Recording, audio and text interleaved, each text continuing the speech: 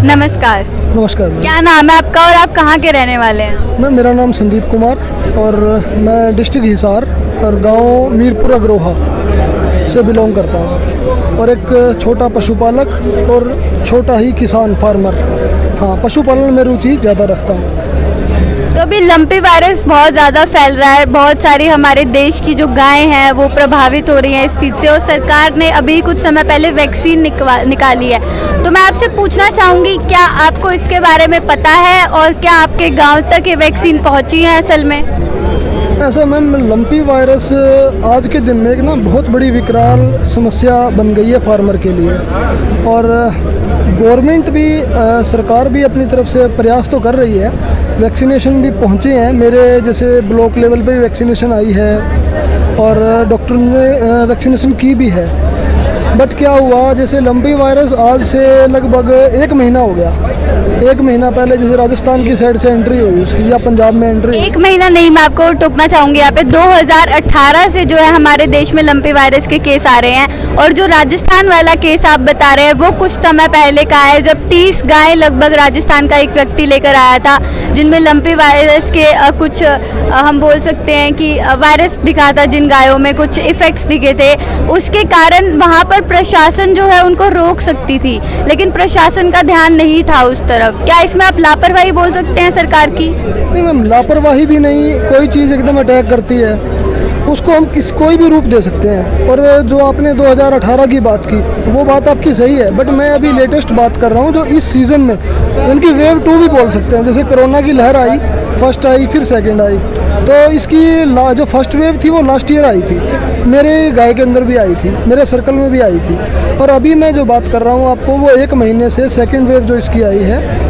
जैसे ही monsoon start हुआ, बारिश का मौसम, तो उसके साथ साथ LSD गायों के अंदर एंटर कर गई, ठीक है। और ये कहीं ना कहीं, जैसे अभी इसके बारे में जो हम सीनियर से सुन रहे हैं, उसके अंदर क्या है कि जो इम्यूनिटी, ये सारा इम्यूनिटी का खेल है। पशु की इम्यूनिटी अगर किसी की वीक है तो उस पर जल्दी अटैक कर रही है। और जैसे कोरोना के अंदर नाम तो कोरोना का हो गया था, बट आदमी के अंदर इम्यूनिटी वीक थी, कोई और काफ़ी प्रॉब्लम्स थी उनके अंदर, तो वो बीमारी उस पर हावी हो गई, ठीक है, और वो नाम हो गया कोरोना का। LSD के अंदर भी वही हो रहा है, पशुओं में इम्यूनिटी वीक है, बीमारी कई तरह की है और वो बीमारी हावी हो रही है, ब्लेम LSD को हो रहा है। LSD भी बहुत बड़ी समस्या है अपने आप में, और बस वही है ना, पशुपालक अभी इतना जागरूक नहीं है कि वो सभी समस्याओं को भाई उस वे से सोचे कि इसके अंदर भाई कोई और भी बीमारी, थलेरिया भी हो सकता है या कोई और भी हो सकता है। तो इसके बारे में जैसे सरकार का आपने बोला कि वैक्सीनेशन हुई भी है, और वैक्सीनेशन क्या हुआ, जैसे अभी मेरे गांव में केसेस तो आ गए 20 दिन पहले, वैक्सीनेशन पहुंची 10 दिन पहले। ऐसा भी कई जगह हुआ है। मेरे गांव में तो लगभग 20-22 दिन पहले वैक्सीनेशन हो चुकी थी, बाकी कई जगह ऐसा हुआ कि केसेस पहले आ गए, वैक्सीनेशन बाद में हुई। तो वो थोड़ा सा जो गैप था ना, टाइम पीरियड था, वो पशुपालक के लिए एक नुकसान का टाइम था काफ़ी। उसके अंदर काफ़ी गाय हाथ से निकल गई। और फिर अभी एक ताऊजी LSD के ऊपर बोल रहे थे, तो मैं बीच में बोल नहीं पाया उस टाइम, तो उन्होंने सरकारी डॉक्टरों को भी अपने मतलब एक कंट्रोवर्सी टाइप से ब्लेम कर दिया। कि ये सिर्फ जो सरकारी और जो बगैर सरकारी है जो सीख रहे हैं वो किसान को लूटने काम करते हैं। ऐसी कोई वैक्सीन नहीं है जिससे इसकी रोकथाम हो। इसका तो सिर्फ देसी इलाज है, अपना ट्रीटमेंट करो, सावधान रखो, साफ सफाई रखो, नीम का प्रयोग रखो, उससे कामयाबी होती है। और इसका अंग्रेजी दवाई नहीं, कोई 200 रुपये ले रहा है। अब मेरी गाय हुई थी, 1800 रुपये मांगे, 3 दिन ट्रीटमेंट चलेगा, तो वो तो पैसे ले रहे, कोई फायदा नहीं। मेरी गाय अभी मौके गई, मैंने देसी ट्रीटमेंट किया, उससे फायदा है मेरे। तो ये तो किसान को लूटने का सौदा कर दिया ना सबने, भी लूटो, कैसे भी लूटो। तो मैं ये बात नहीं मानता। अब गवर्नमेंट अगर वैक्सीन आई है तो सरकारी डॉक्टरों ने भी दिन रात प्रयास किए हैं और वैक्सीनेशन की भी है। और दूसरा, जैसे अपनी जेबें भरने की बात बोल रहे थे वो, तो ऐसा नहीं है। जो गवर्नमेंट के ऑथराइज्ड जो डॉक्टर हैं, जो मेरे सर्कल में मैंने देखा है, और मेरे सर्कल में जैसे 8 से 10 डॉक्टर हैं, मैंने नहीं देखा भी किसी ने जेब भरी हो अपनी। उन्होंने बीमारी को डायग्नोज किया है। जैसे मेरे गांव में मेरे VLD हैं डॉक्टर संदीप बेनीवाल, तो कोई मेरे पर्सनली भी नहीं है, वो भी मेरे कोई भाई मौसी मामा का बेटे हों, पर वो अपनी जो गवर्नमेंट की ड्यूटी है वो बिल्कुल अपनी 100 की 100 अपनी दे रहे हैं वहाँ पे। तो मैं टोकना चाहूँगी आपको, कितने रुपए में वैक्सीन जो है पहुँच रही है मार्केट में?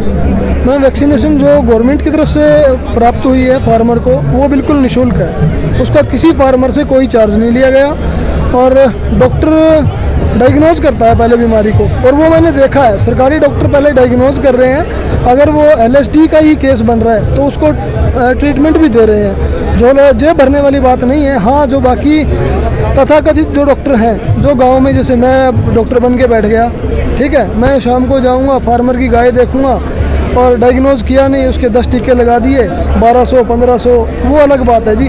किसी को मैं ये भी नहीं कहूँगा कि सभी एक जैसे हैं, कई लोगों ने एक्सपीरियंस है तो वो अच्छा भी काम कर रहे हैं, और कई तरह के लोग हैं मैम, ठीक है। और उसके अलावा एक ना, जो मैंने खुद देखा है, लास्ट ईयर मेरी गाय के अंदर आई तो मैं होम्योपैथिक का एक ट्रीटमेंट दिया था मैंने, और उसके अलावा मैंने क्या देखा इसके अंदर, LSD के अंदर अगर गाय को हम बुखार कंट्रोल कर पाते हैं, टेम्परेचर, उसका टेम्परेचर नोट कीजिए, अगर टेम्परेचर पे हमने काबू पा लिया तो हमारी गाय,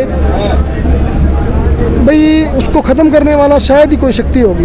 भगवान के हाथ में है बहुत कुछ।